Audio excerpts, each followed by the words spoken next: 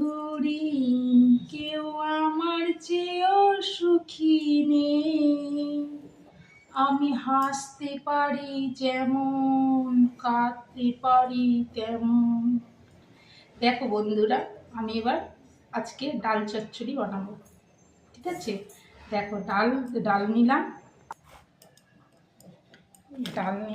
ডালের পেঁয়াজ কুচি নিলাম, তারপরে রসুন কুচি, তারপরে লঙ্কা কুচি দিলাম, তারপরে নুন দিলাম, একটু হলুদ দিলাম, দিয়ে এগুলোকে মাখবো। এবার একটু কাঁচা তেল দেবো, কাঁচা তেল দিয়ে তারপরে মাখবো ডালটাকে ভালো করে।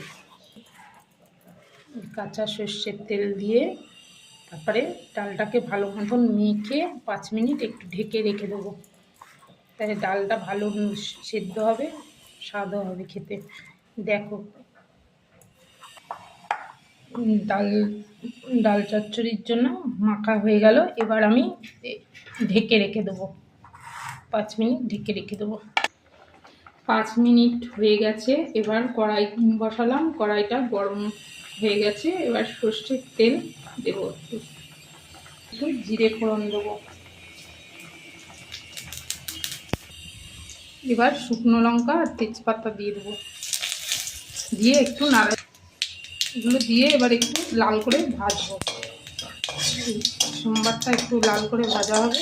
তারপরে এবার মাখা এই যে ডালটা রেখেছিলাম 5 মিনিট হয়ে গেছে। এবার ডালটা দিয়ে একটু কষিয়ে নেব, ভাজা ভাজা করবো।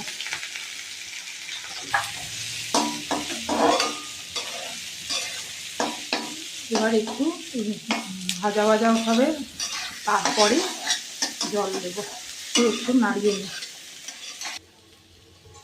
দেখো বন্ধুরা, এই দেখো এবার লাল লাল করে ভাজা হয়ে গেছে। এবার আমি একটু জল দিয়ে দেবো,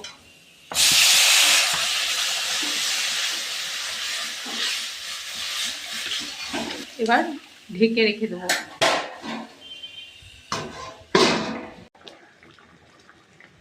দেখো বন্ধুরা, আমার ডাল চচ্চড়ি রেডি। কত সুন্দর হয়েছে।